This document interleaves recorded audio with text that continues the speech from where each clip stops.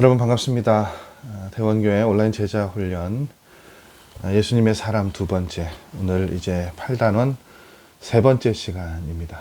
8단원은 계속해서 우리 믿음으로 사는 사람이라는 큰 타이틀을 가지고 말씀을 함께 나누고 있습니다. 그래서 8단원 1과는 그것 가장 근본적인 믿음이었죠. 당신은 믿음으로 살고 있는가에 대한 질문부터 시작해서 두 번째, 지난 시간에는 우리가 왜 믿음으로 살아야 하는지에 관한 이야기들을 나눴고요. 오늘 이제 세 번째 8단원 3과는 어떻게 하면 큰 믿음을 가질 수 있는가, 그 질문에 대한 대답들을 우리가 함께 나누어 보려고 합니다. 로마서 10장 17절 말씀입니다. 그러므로 믿음은 들음에서 나며 들음은 그리스도의 말씀으로 말미암았느니라. 아멘. 굳이 우리가 그 믿음이 우리가 믿음을 가지고 있는지, 왜 믿음으로 살아가야 하는지, 이런 그 순서, 그런 단계를 밟지 않아도요, 그리스도인이라면 누구든지 다 그런 것들을 좀 가지고 싶을 거예요. 우리 믿음이 좀 나는 견고했으면 좋겠다.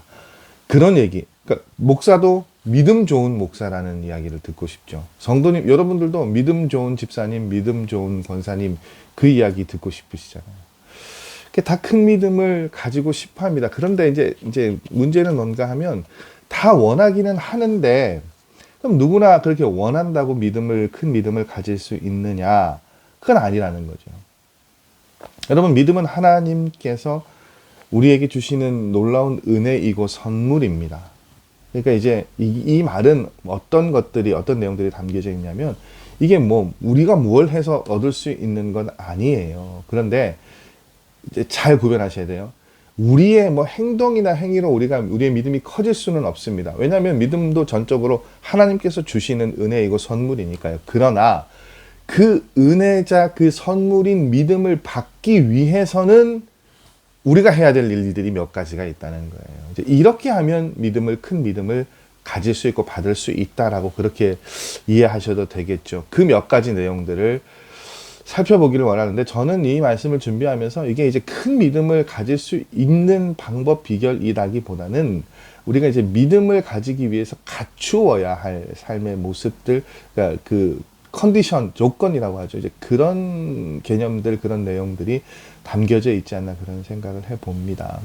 큰 믿음을 가지기 위해서, 믿음을 선물로 받기 위해서 우리 안에 필요한 그 조건 가운데 가장 우선되어지는 것은 이거예요, 여러분. 뭔가 하면 첫 번째는요, 우리가 믿음으로 살지 못했음을 회개해야 합니다. 여러분, 그 신앙생활을 하면서도 우리가 그런 이야기를 할 때가 있죠. 하나님께서 내 삶에 아무런 도움이 되지 않으시고, 아무런 일도 하지 않으시고, 아무런 작용도 하지 않으신다. 그렇게 우리가 이야기하고 그렇게 생각할 때가 있습니다. 근데 여러분, 이것의 정확한 표현은요, 뭐냐면 하나님께서 아무 일도 하지 않으시는 게 아니라 하실 수 없다라는 게 정답이라고 해요. 이게 비슷한 내용 같지만 전혀 다른 얘기죠. 하시지 않는 것과 하실 수 없는 건 다릅니다. 그럼 왜 하실 수 없다라고 표현을 하느냐? 우리가 믿음으로 살지 않기 때문이에요. 우리가 믿음을 이야기합니다. 믿음으로 산다고 이야기합니다. 그런데 실상 우리의 삶의 모습에 믿음보다 더 큰 게 많죠. 돈일 수도 있고, 여러 가지 그 상황이나 조건들을 더 의지할 때가 있습니다. 제가 말씀드리잖아요. 이게 어쩔 수 없어요. 그러니까 저희 부모님, 저희 부모님, 저희 어머님, 아버님이 저희를 걱정해 주시는 건 너무 감사한데, 때로는 그 걱정이 너무 지나치신 거예요. 무엇에 비해서요? 기도에 비해서. 그럴 때는 좀 안타까울 때가 있어요. 그럼 이제 막 그렇게 말씀하시죠. 기도도 한다. 그럼, 기도하시는데도 행여나 제가 좀 어려워질까봐 걱정하시고, 교회에서 어려움이 있을까봐 걱정하시고, 그래서 무슨 저희 교회 그 홈페이지 예배 들어오셔가지고 광고할 때 누가 제가 어머님, 그걸 왜 어머니께서 다 일일이 누가 어디 아프셨다고 하면 괜찮으시냐, 어디 가셨다고 하면 잘 돌아오셨냐, 그것까지 어머니가 신경 쓰실 일이 아니잖아요. 그게 신경을 쓰신단 말이죠. 이게 뭐냐면 믿음보다 더 걱정하고 염려하고 의지하는 것들이 종종 있어요. 근데 중요한 건요, 여러분, 그렇게 되면 하나님께서 어떻게 해요? 침묵하신다고요. 그렇기 때문에 우리가 믿음을 가지려면 우리가 믿음으로 살지 못했던 것부터 회개해야 됩니다. 목사님의 그 일화가 있잖아요. 1997년쯤에 개척교회 부흥회를 인도하셨대요. 그 부흥회 마지막 날 마지막 시간에 누군가 이렇게 그 예금 통장을 헌금으로 올리시는 거예요. 그 이제 목사님이 보시니까 담임 목사님 통장이에요. 통장에 1997년인데 1,000만 원이 넘는 돈이 있었대요. 그 예배 마치고 그 담임 목사님이 성도들 앞에서 이렇게 고백했대요. 성도 여러분, 제가 회개합니다. 사실 그동안 어려운 일을 너무 많이 겪어서 돈이 있어야겠다는 생각이 들었습니다. 그래서 제 아내도 모르게 악착같이 돈을 모으고 모아 1,000만 원을 만들었습니다. 가족에게 큰 일이라도 생기면 이 돈으로 수습해야 한다고 생각했기 때문에 어려운 교회 형편을 잘 알면서도 이 돈을 내놓지 못했습니다. 이번 부흥회를 통해 내가 하나님보다 돈을 의지하는 마음이 있었음을 깨달았습니다. 그것을 회개하고 이 물질을 교회 빚을 갚는 데 내놓겠습니다. 이제는 돈 1,000만 원을 믿으며 살지 않고 하나님을 믿으며 살겠습니다. 그 목사도 사모도 교인들도 모두 다 울었습니다. 부흥회가 끝나고 그 교회가 달라졌습니다. 목사의 헌신을 본 교우들 역시 물심양면으로 교회를 위해 헌신하여 어려운 재정 문제가 해결되었습니다. 민감한 문제이고요. 사실은 그래요. 그런 걱정에서 자유로울 수 있는 목회자가 대한민국에 몇 명이나 될까요, 여러분? 저는 재산세가 몇천 원 나오는 저기 그 처가 시골에 땅이 있고 집이 좀 있습니다. 저희 처가 댁에서 제가 결혼할 무렵에 저희 아내에게 그 땅을 물려주셨어요. 근데 공시지가가 뭐 재산세가 몇천 원 나오는 데니까 얼마나 그게 뭐 대단하지 않은 특별하지 않은 곳인 건 알겠죠. 근데 여러분, 왜 저희 장인어른 장모님께서 그것들을 저희가 결혼할 무렵에 저희에게 저희 명의를 해주셨을까요? 심플해요. 간단해요. 워낙 교회 생활을 오래 하신 장로님, 권사님들이시다 보니 교회에 또 어려움들이 있었던 교회들을 이제 생활을 하셨다 보니까요. 지금도 저는 잊혀지지 않아요. 그냥 지나가는 말로 저희 장모님이 나중에 혹시라도 목회생활 하다가 잘못되거나 임지가 없이 쫓겨나게 되면 그때 짐이라도 놓고 임시로라도 살 수 있는 공간은 있어야 되지 않겠냐. 그 말씀이시더라고요. 참 서글프죠, 여러분. 목회자, 우리 모두가 다 이제 그런 것들에 포커스를 맞춰서 보면 삶이 참 서글프기 마련인데, 저는 그 말씀을 듣고 서글프기도 했는데 일견 공감이 되는 게, 저는 저희 아버님이 정말로 목회를 하시다가 그렇게 쫓겨나셔가지고요. 똑같이 목회를 하시던 저희 돌아가신 이모부님 교회에, 그 시골 교회에 저희 5 식구가 얹혀 살았던 기억이 있어요. 제가 초등학교 들어가기 전이긴 하지만, 그래서 저희 장모님의 그 이야기가 참 예사롭게 들리지 않더라고요. 말씀 속에 목사님이 왜 그런 일들을 하셨는지 저는 충분히 공감이 됩니다.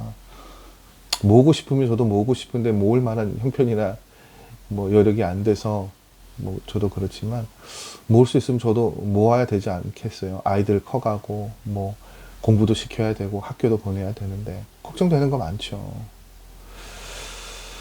그런 생각들, 그런 마음들이에요. 근데 저는 그 말씀 속에 그 목사님의 표현이 참 가슴에 와닿는 것 같아요. 하나님을 믿는 것보다 그 1,000만 원을 믿고 의지했다는 마음이 현실적인 표현이기도 하고요. 또 여러분, 그 1,000만 원 모으는데 얼마나 힘드셨겠어요, 그 97년 당시에. 그런데 그게 과연 의지할 만한 대상이 되었을까요? 아니겠죠. 그런데 오늘 이 책에서 유기성 목사님은 뭐라고 말씀하시는가 하면, 그걸 의지하면 하나님을 의지할 만한 공간이 우리 안에는 없다는 거예요. 돈을 의지하게 되면 하나님을 의지할 수 없다고요. 그리고 그것이 어떻게 보면 하나님께서 우리 가운데 일하시지 못하는, 우리의 믿음이 성장하지 못하는 이유라고 말씀하고 계십니다. 저도 여러분도 돌아보고 반성하고 회개해야 되지 않을까요? 믿음으로 반응하지 못했던 것들. 여러분 그런 시간들 회개하실 수 있는 시간 되셨으면 좋겠고, 그것들을 내려놓을 수 있을 때 우리의 믿음은 성장할 수 있고 우리가 더 큰 믿음으로 삶을 바라보고 또 우리의 교회를 바라볼 수 있는 일들이 일어날 수 있을 거라고 봅니다. 두 번째, 믿음은 말씀 위에 뿌리를 내릴 때 우리의 믿음이 성장하고 큰 믿음이 될 수 있습니다. 로마서 10장 17절 오늘 우리가 들은 말씀인데, 믿음이 어디서부터 난다고 이야기를 하고 있죠? 말씀을 들음으로부터요. 우리가 여러분 좀 착각하는 것 가운데 하나가 뭔가 하면, 이 그리스도인의 믿음이 신념과 동일하게 취급되어질 때가 있어요. 여러분 분명히 말씀드리는 건, 저는 교회 안에서 가장 무서운 리더십이 이거라고 봐요. 신앙이 아니라, 믿음이 아니라 신념으로 행동하는 것이요. 꽤 많죠. 신념은 뭔지 아세요, 여러분? 내 생각이나 꿈이 이루어질 것이라고 믿는 게 신념입니다. 곧 내가 생각하는 것이 옳다고 믿는 것이 신념이에요. 그게 신앙이라고 이야기할 수 있느냐? 아니죠. 그럼 그리스도인의 믿음은 뭡니까? 하나님의 말씀을 믿는 것. 그게 믿음이고 신앙이에요. 그래서 하나님의 말씀을 어떻게 해요? 그러면 그리스도인은 뭘 해야 됩니까? 하나님의 말씀을 읽고 듣고 묵상해야 돼요. 계속 그 일들을, 그 작업들을 해서 어떻게 해요? 정말로 바른 믿음이 생겨나야 되는 것이죠.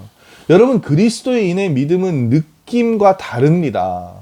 지금 현재 상황을 받아들이는 내 느낌과는 달라요.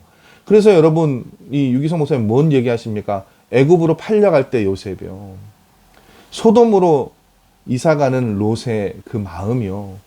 여러분 상황만 놓고 보면 애굽으로 끌려가는 요셉은 죽을 맛이잖아요. 근데 소돔으로 이사가는 롯은요, 그건 아브라함과 이렇게 나눌 때 롯의 선택이었잖아요.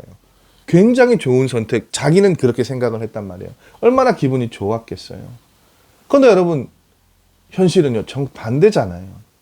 그러니까 여러분, 그리스도인들은 기분이나 느낌이 아니라 뭐라고요?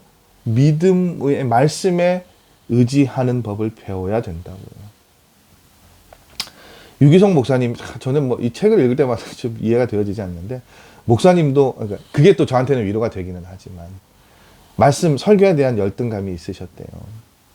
그래서 그것으로 고민하시던 중에, 묵상 중에 고린도전서 1장 27절에서 29절까지 말씀 하나님께서 주셨대요. 알고 계시죠, 여러분? 하나님께서 무엇을요? 세상에 미련한 것들을 택하사 지혜 있는 자들을 부끄럽게 하시고, 약한 것들을 택하사 강한 것들을 무너뜨린다는 말씀이 고린도전서 1장 27절에서 29절 말씀이잖아요. 늘 들어온 말씀이, 익숙한 말씀이죠. 근데 목사님 말씀에 와닿지 않았대요. 그런데 목사님이 이 말씀을 다시 한번 묵상하고 하실 때 그 말씀이 자신의 믿음이 아니라는 사실을 깨달았다는 거예요. 무슨 이야기입니까? 목사님 생각에는 대부분 목회자들 다 똑같겠죠. 하나님께서 유능한 사람을 택하여 쓰실 것이라고 생각하고 있었어요.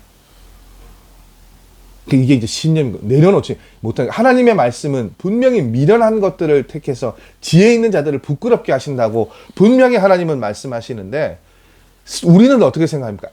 그래도 이왕이면 지혜 있는 게 좋지. 이왕이면 목사님이 좀 더 많이 배웠으면 좋겠지. 이왕이면 목사님이 외모도 좀 좋았으면 좋겠지. 인물도 좀 좋았으면 좋겠지. 그런 말씀들 하세요. 그래서 이렇게 노예나 이런 게 가보면 이렇게 말씀하시는 거 목사님 저한테는 그런 말씀도 많이 하죠. 젊은 목사님이라서 열심히 잘한다 이런 이야기도 하시고, 동의하시는지 모르겠습니다.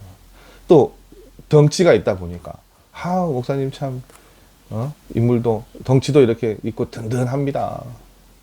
거기까지 하시면 좋은데 또 그렇게 말씀하시면 우리 목사님은 좀 그렇게 말씀하시는 분들이 계세요. 마냥 기분 좋지 않은 게요, 제가 그런 이야기를 들으면 여러분들이 밖에 나가서 저에 대해서 또 반대로 이야기하실 수도 있잖아요. 그렇단 말이에요. 그게 우리가 가지고 있는 생각이에요. 그러니까 하나님은 미련한 것들을 택하셔서 지혜 있는 자들을 부끄럽게 하신다고 했는데, 우리는 그럼에도 불구하고 어떻게 해요? 계속 아니다.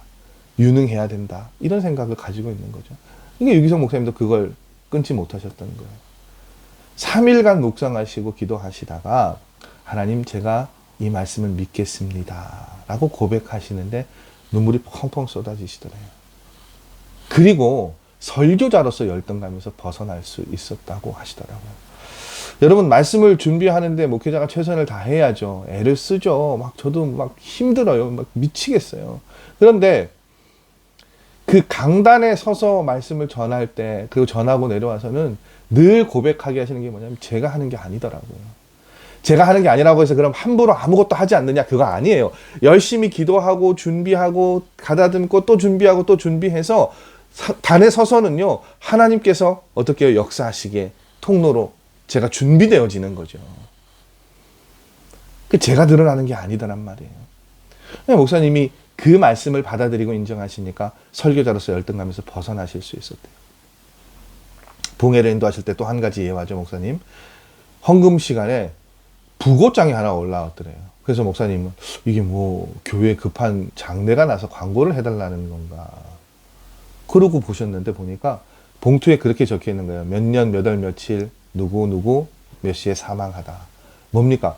나는 죽고 예수로 사는 사람이라는 설교를 예수님께서 하셨는데, 그 이야기를 들으신 성도님 가운데 한 분이 어떻게 해요?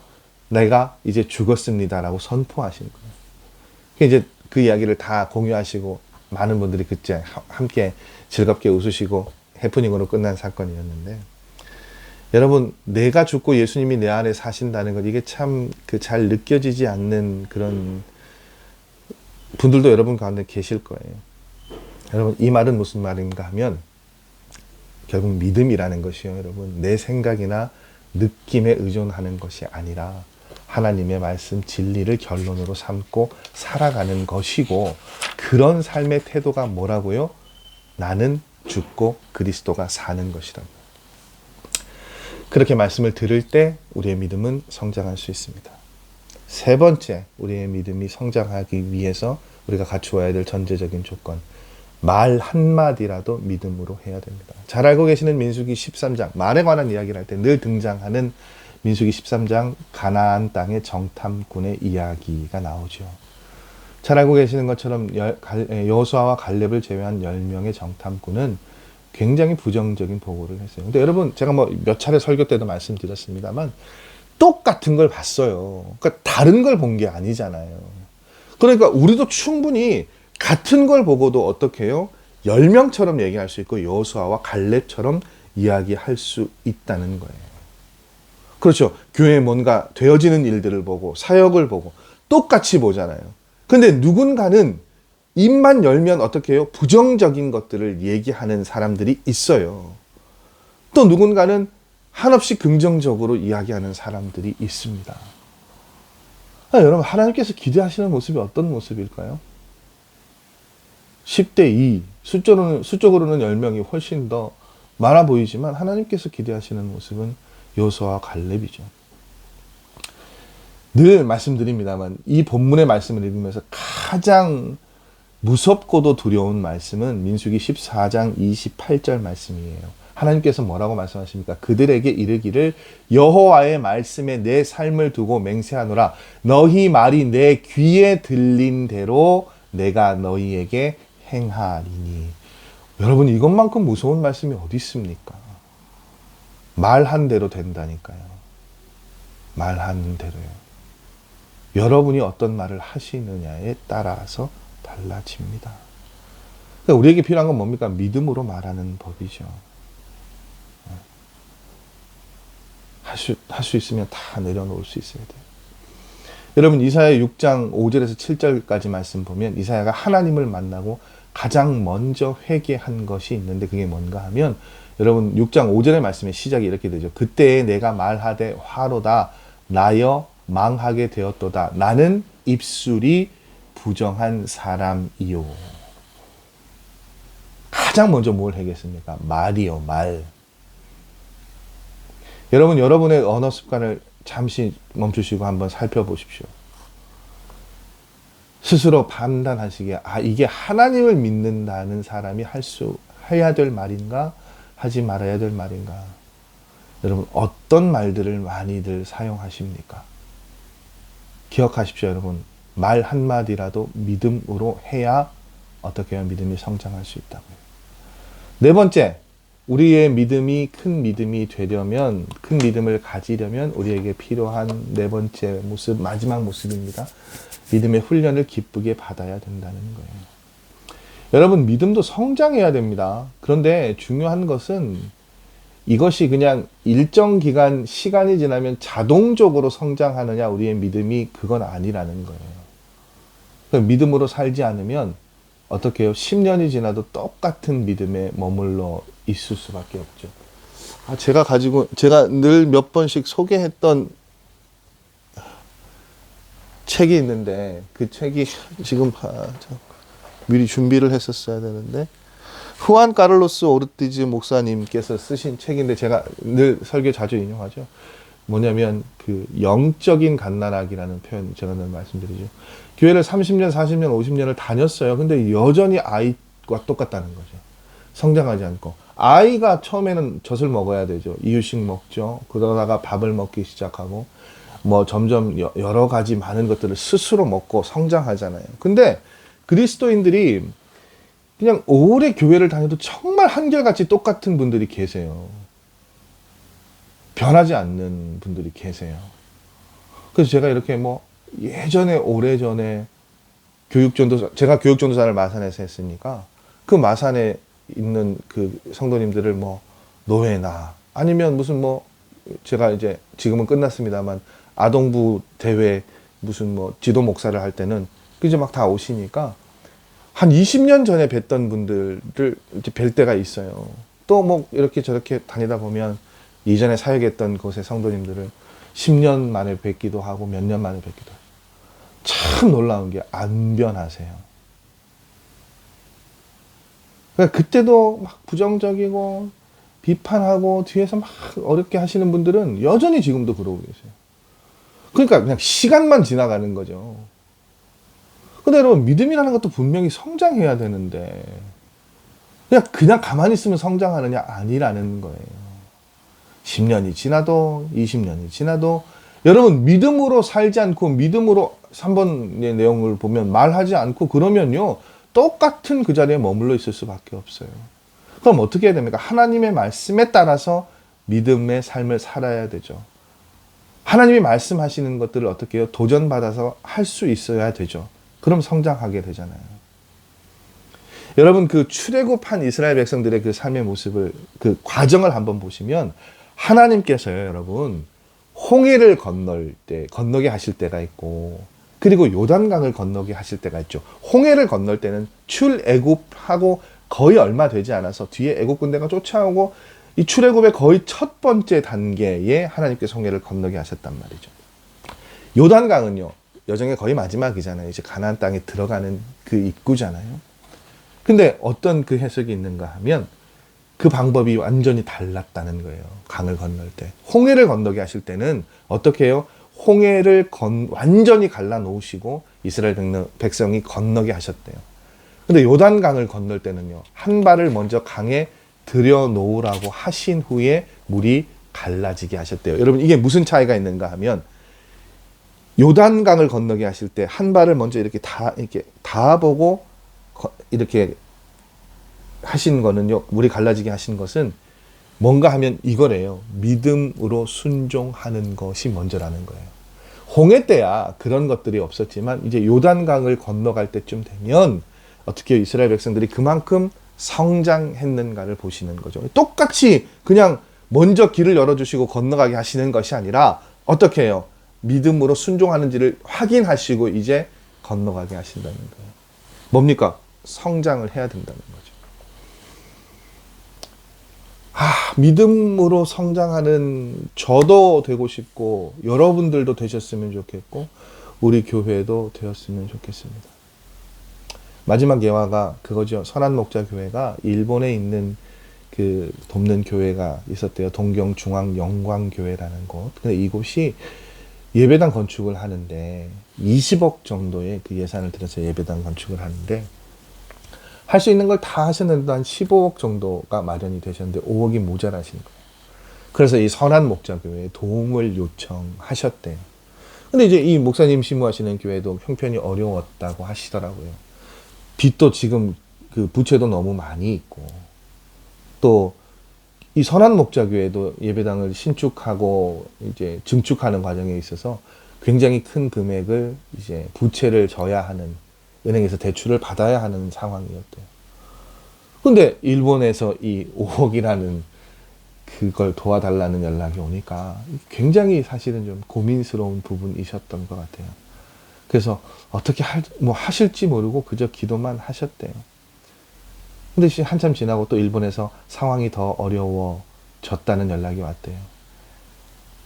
계약 마지막 달이 되었는데 이 5억 원이 도저히 해결될 기미가 보이지 않다라는 연락이 온 거예요. 이 소식을 듣고 목사님이 기도하시던 중에 이런 깨달음이 있으셨대요. 우리 교회 문제는 하나님께서 해결해 주셔야 할 일이니 걱정한다고 되는 문제가 아니고 우리에게 가진 돈은 없지만 빚지는 능력은 일본에 있는 교회는 없는데 우리는 이제 있지 않느냐라는 생각이 들었대요. 그래서 5억 원이 작은 돈은 아니지만 이미 뭐 가지고 있는 그 이제 부채가 워낙 많으니까 거기에 5억이 더 세워진다고 해서 달라질 게 없다는 생각이 드셨대요. 이게 참 여러분 쉽지 않은 생각이시죠. 그래서 목사님이 장로님들과 의논을 하시면서 빚을 내서라도 일본에 있는 그 교회 예배당을 짓는 것 지원해 주자라고 그렇게 말씀을 하셨대요. 그 장로님들하고 성도님들이 흔쾌히 동의해 주셔서 건축비를 지원하실 수 있었대요. 근데 여러분 이게 객기일까요? 무모함입니까? 아니죠. 결국 여기에 뭐가 있냐면 하나님이 하실 것이라는 믿음이 있었기 때문에. 그래서 결국은 뭐 선한 목자교회 건축도 마무리되어졌고 모든 일들이 다 잘 되었다고 합니다. 뭐가 있어야 되냐고요, 여러분? 믿음이요. 그러니까 믿음이 없이 하는 건 안 돼요. 근데 그 믿음이 있어야 되는데 그 믿음이 그냥 생기는 거냐? 아니에요. 그러나 여러분 오늘의 이 3단원은 우리에게 그걸 이야기합니다. 누구나 처음부터 큰 믿음을 가지고 태어난 사람은 없어요. 그러나 힘들고 어려워도 하나님이 하라고 말씀하신 대로 살아갈 때 하나님 말씀은 살았고 나는 죽었습니다. 그렇게 고백하고 말씀대로 순종할 때 어떻게 해요? 믿음의 눈이 뜨이고 믿음을 통해 하나님께서 하시는 일들을 경험할 수 있게 됩니다. 저는 우리 모두가 그렇게 큰 믿음을 가진 삶이었으면 좋겠어요. 그래서 지금은 아니지만 우리의 믿음이 커져서 우리도 선한 목자교회처럼 어려운 상황 가운데 믿음으로 결단할 수 있고 믿음으로 그렇게 결단했을 때 일하시는 하나님을 볼 수 있는 그런 일들이 계속해서 우리 안에 일어났으면 좋겠습니다. 오늘 여러분 8단원 3과는 우리가 어떻게 하면 큰 믿음을 가질 수 있는가에 관한 몇 가지 내용들을 살펴보았습니다. 첫 번째는 회개였고요. 두 번째는 우리가 믿음으로, 두 번째는 하나님의 말씀을 믿는 것, 듣는 것이라고 말씀드렸고, 세 번째는 믿음으로 말하는 것, 그리고 네 번째는 믿음을 성장시키고 훈련받는 법들을 통해서 우리가 큰 믿음을 가질 수 있다라고 이야기하는 내용들을 살펴보았습니다. 사모하실 수 있는 내용이 되었으면 좋겠고 또 그렇게 믿음대로 세워져가는 우리의 삶이기를 원합니다.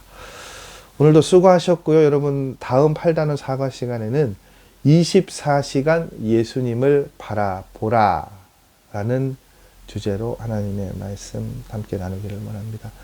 믿음을 점검할 수 있는 좋은 시간들이 되실 것이라고 생각되어집니다. 여러분 계속해서 최선을 다하시는 여러분 되시기 바라고, 여러분 이건 제가 지금 일찍 녹화를 하고 있는데 이번 주간은 제가 지금 목회 준비 기도 주간으로 보내고 있습니다. 여러분 저를 위해서 기도해 주시기 바랍니다.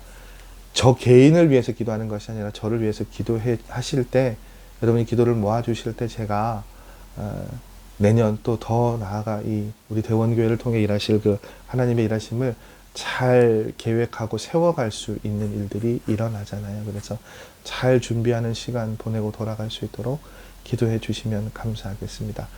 저는 다음 주 이 시간에 8단원 사과의 말씀으로 여러분 찾아뵙도록 하겠습니다. 오늘도 수고하셨습니다, 여러분. 다음 주에 뵙겠습니다. 안녕히들 계십시오.